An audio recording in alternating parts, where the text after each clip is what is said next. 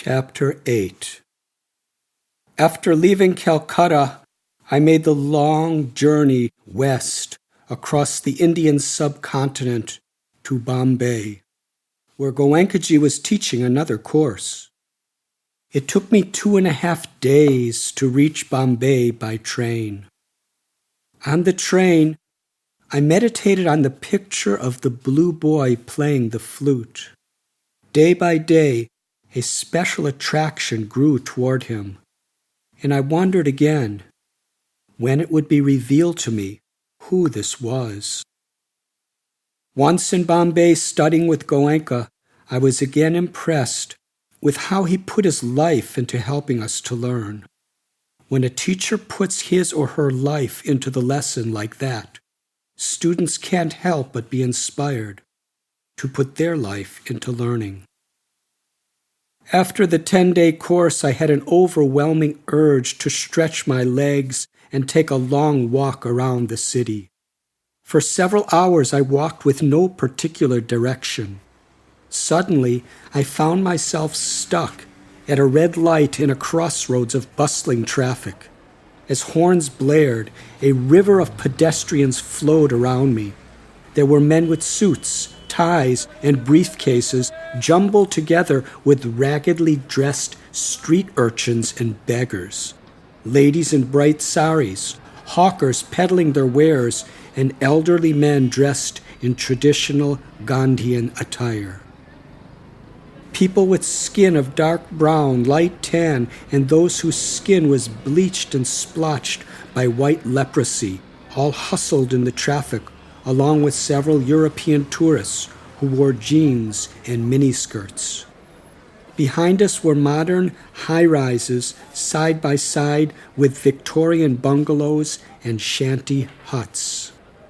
As the sun shone brightly in a clear sky, I looked upward and took note of a huge billboard painted with bold red letters that advertised a spiritual festival at Cross Maidan. Cross Maidan is an expansive park in downtown Bombay. At the park, a gigantic pandal tent was erected. Entering, I found myself in a world of colors. Posters of Indian art hung from the red, green, and yellow striped walls of the tent. Swirls of smoke rose from pungent incense sticks. My eyes then scanned over a long table of books. Suddenly, I was captivated by the cover of one in particular. My heart leapt. The picture showed the beautiful boy holding a flute. Enticed, I whispered, "That's him. Yes, that's him."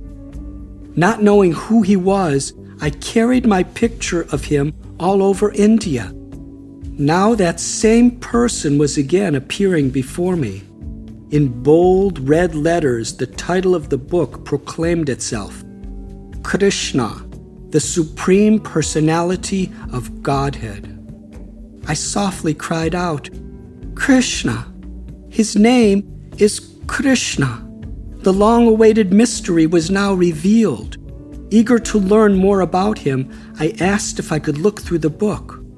A Western monk with shaved head and white robe stood behind the table.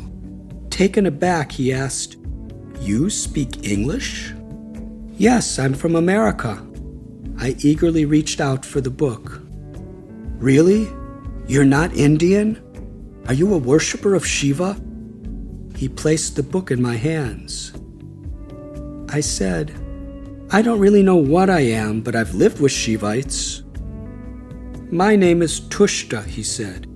"Here's a chapter I think you'll find interesting. It's about the relationship between Shiva and Krishna." I wondered why he was so surprised to learn that I was from America. I hadn't seen myself in a mirror for a long time and had not realized until now that with my brown eyes and relatively dark complexion, long matted hair, and river-stained robes, perhaps I had come to look just like an Indian mendicant.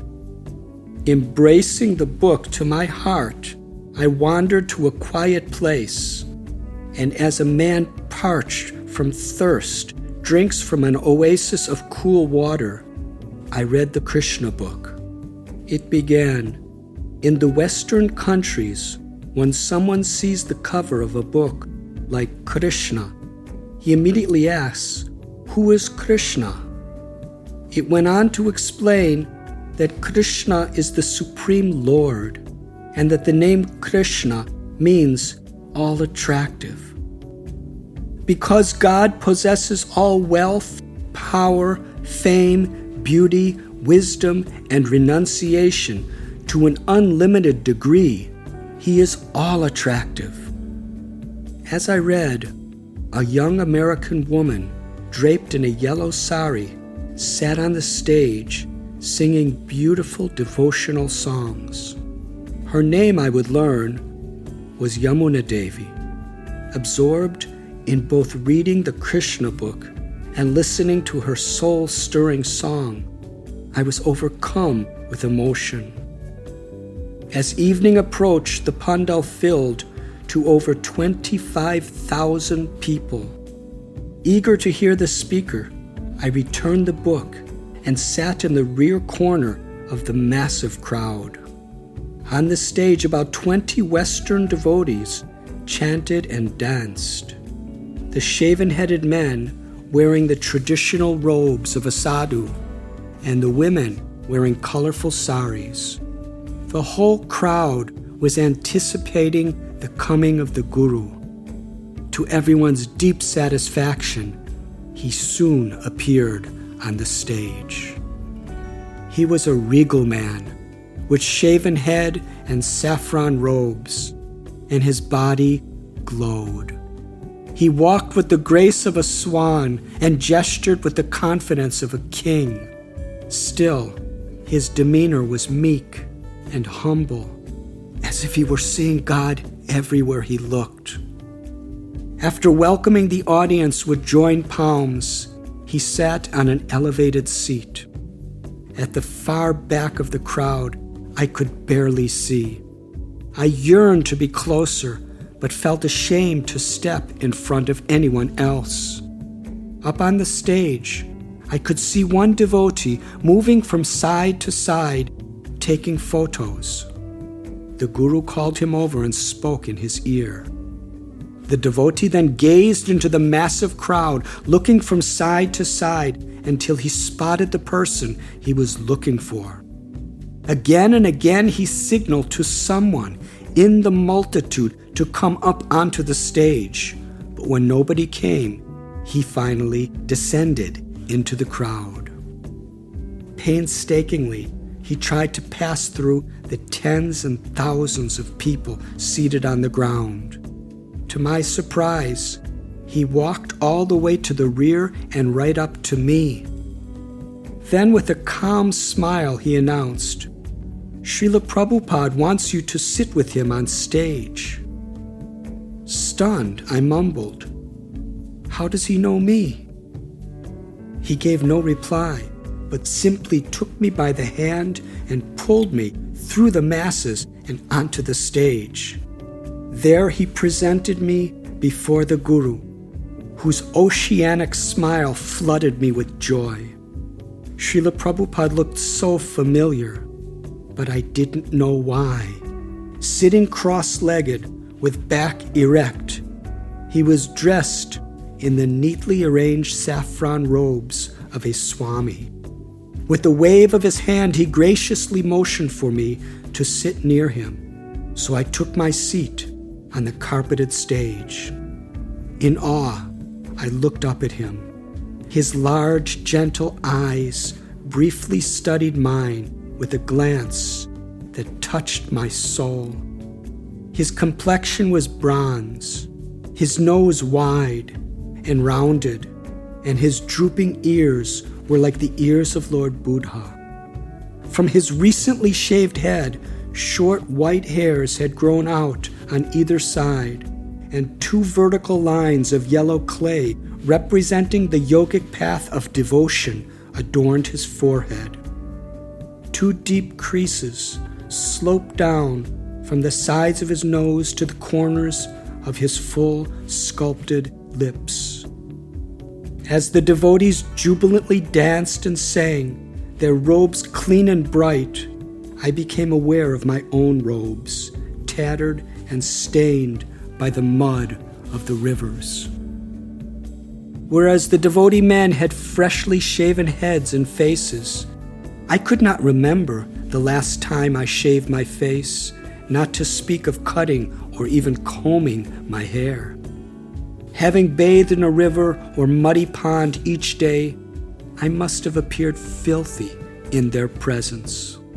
While they sang and danced jubilantly, I sat in silence. Habituated to residing in secluded forests, now here I was on a stage with tens of thousands of people looking on. Feeling self-conscious and extremely out of place, I was about to flee. But then Srila Prabhupada cast such an assuring, affectionate smile upon me that I instantly felt right at home. Why had this man called me up to sit with him? Me, of all people. As I pondered this mystery, Srila Prabhupada picked up a pair of finger cymbals and began to tap them together, each of his fingers moving with meticulous grace as a steady rhythm rang out. In a deep, resonant voice, his body swaying gently, he began to chant, Hare Krishna, Hare Krishna, Krishna Krishna, Hare Hare, Hare Rama, Hare Rama, Rama Rama, Hare Hare. I gasped. It was like a dream to hear him chanting the very same mantra I had heard from the song of Mother Ganges. How often had I chanted this mantra since that day in Rishikesh when the river had revealed it to me? A tingle shot up my spine, shivers rushed through my limbs, and my heart pounded like a kettle drum. Through tear-filled eyes, I gazed up at Srila Prabhupada, whose eyes were tightly shut, eyebrows tensed. His lips arched downward as the mantra poured out from them. The massive crowd sang in response. The devotees on stage played traditional drums, cymbals, and gongs as the tent resonated with the sound of the mantra. After the chanting, Srila Prabhupada cleared his throat and spoke into the microphone in a deep, resonant voice, explaining the meaning of the mantra. We are singing the Maha Mantra, or the great chanting for deliverance. He then described that the name Hare was an invocation for Radha, the divine energy or female counterpart of the Lord. It is she that is the origin and giver of the love of God. Krishna is the name of God that means he is all attractive. And the name Rama means the Lord who is the supreme enjoyer and bestows unending bliss to those who offer him their love. He went on to explain that transcendental sound vibration cleansed the heart of selfish desires and awakened our original, natural love for God, bringing about spiritual happiness. While chanting the Maha Mantra, Srila Prabhupada continued, we are praying to the Lord, please engage me in your loving service eternally. My mind flew back to the Himalayas and to that rock in Mother Ganges. I finally understood. These were the names of that beautiful blue boy playing the flute, the one who had appeared to me in the painting. And he was a form of God. All along, I had been chanting the mantra and meditating on the painting, having no clue of the connection. Now, Srila Prabhupada revealed very simply the sacred mysteries that I had been pondering for so long. My mind soared in amazement as I observed the adventures of my quest unfolding. Smiling, I redirected my attention to the words of Srila Prabhupada. He confidently explained how true religion was not the property of any sect, caste, or creed, but the nature of all living beings. Our nature, he said, is to love God, but this love has been forgotten since time immemorial. Such love of God must be unconditional to completely satisfy the self. We are spirit souls, he said, but in ignorance we identify this temporary body with the self. He went on to explain how the cause of all suffering was forgetfulness of our relationship with God, and how this consciousness could be easily awakened by the chanting of God's names. In a voice brimming with compassion, he pleaded with the audience to take this message seriously. This process, he said, which revives our dormant love of God, is called Bhakti Yoga. As Srila Prabhupada was speaking, I heard a voice within my heart proclaim, "This is your Guru." But my mind could not accept it. A battle ensued between my brain and my heart. There are many saints and gurus I have met in the past, and I will meet more in the future. I can't be hasty. This is the most important decision of my life. I must be sure before committing myself to any particular path.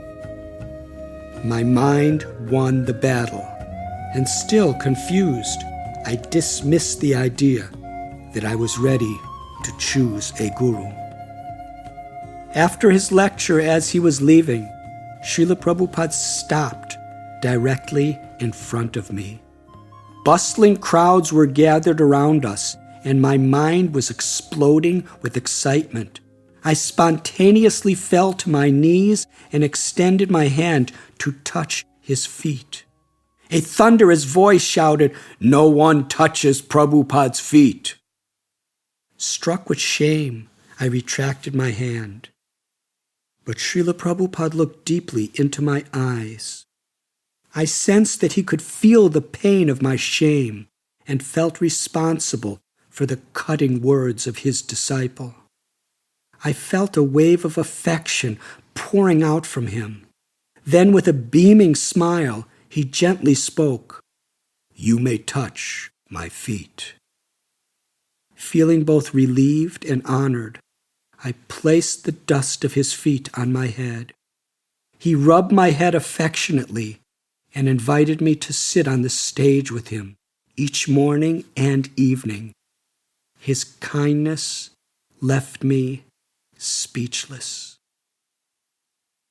The next morning after the lecture, I waited in line with hundreds of people to receive breakfast, a popular Indian sweet called halwa. Not having eaten in a day, I was hungry. Finally, after about an hour, I reached the front of the line where a leaf cup brimming over with fresh, hot halwa was placed into my hand. What a blessing! I could hardly wait. But out of the blue, my halwa was snatched away. What just happened? My adrenaline rushed and stomach burned in dismay as I turned around. There I saw the same devotee who had brought me onto the stage the night before with my halwa in his hand. His name was Gurudas. "You're not going to eat this, are you?" he asked.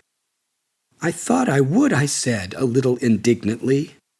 Right before my eyes, he handed my long-awaited breakfast to someone else. Then, grasping my hand, he pulled me away. Moments later, I was seated behind the stage, where a calm American woman named Malati Devi put a plate in front of me. It was a feast with 12 varieties of sacred vegetarian food. Gurudas smiled. "This is better for your health. We just want to make you happy." Examining me, he boldly stated, "You're a devotee. Someday you will understand." Sitting beside me was an American devotee named Shyam Sundar, who struck up a friendly conversation. He was so easy to talk to, and I had a strange feeling that I knew this man. Suddenly it dawned on me that this was the monk I had encountered at the Cosmos Club in Amsterdam, the one who had ladled the fruit and yogurt into my hands, asking if I wanted spiritual food. When I reminded him about it, he laughed loudly, saying, "Oh, that was you. Everyone else had a bowl. I'm sorry about that." As we talked, his wife Malati brought more and more sacred food until I begged her to stop. Meanwhile, their 4-year-old daughter, Saraswati, frolicked in and out of the backstage. Her striking blonde hair, sparkling blue eyes, and unabashed enthusiasm was a wonder to the Indian people. I drank in the scene, eagerly breaking my fast. It is said that a saintly person is so pure that he or she acts like a spotless mirror.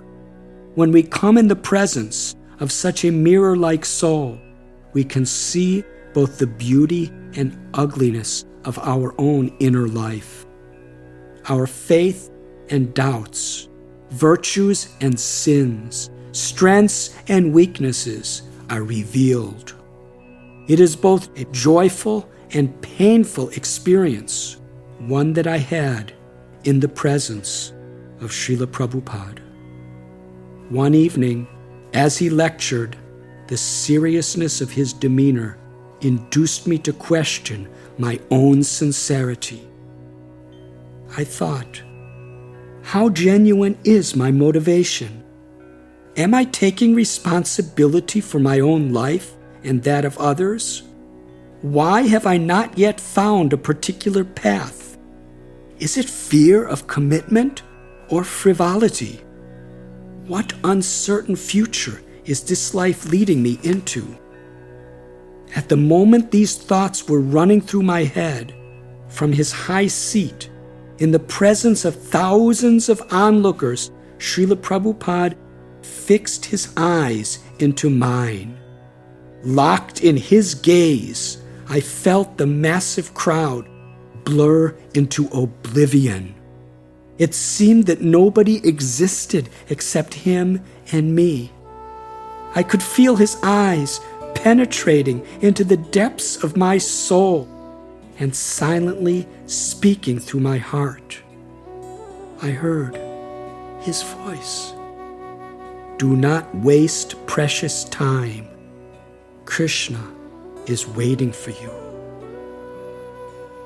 I trembled in gratitude, but knew that I would soon leave. In my confusion, I felt it the honest thing to do. The experience of those days with him had been incredible, but my faith was still like an anchorless boat on a stormy sea. My fear of commitment and a stirring in my heart to see more and more places and meet more enlightened beings impelled me to move on. Yes, I thought, a deep conviction in both my intellect and heart must come before I can honestly accept a particular path or guru. I believed that God would eventually reveal my destiny. Overwhelmed by Srila Prabhupada's wisdom and compassion, I wanted to buy his Krishna book before leaving Bombay. I had no money, so to afford it, I took to the streets of Bombay to beg. But I was too shy to be a good beggar. pained and intimidated. I tried, but couldn't raise enough. On the very last day of the festival, a disciple brought me before Srila Prabhupada. He stood in the sunshine outside the tent. His head was slightly tilted upward, his back straight, and both his hands gripped the handle of his wooden cane, which he touched to the ground between his feet. His large eyes gazed into mine, and his downward slanting lips highlighted his grave demeanor. "Yes?" he asked. The disciple said, "This boy wants your book so badly, he's been begging in the streets with the hope to buy it." Srila Prabhupada was so touched that with his own hands, he gave me a copy of the book. His eyes flooded with kindness, and he patted my head and softly said, "Thank you very much." "Thank you very much," my heart echoed. I bowed my head in reverence.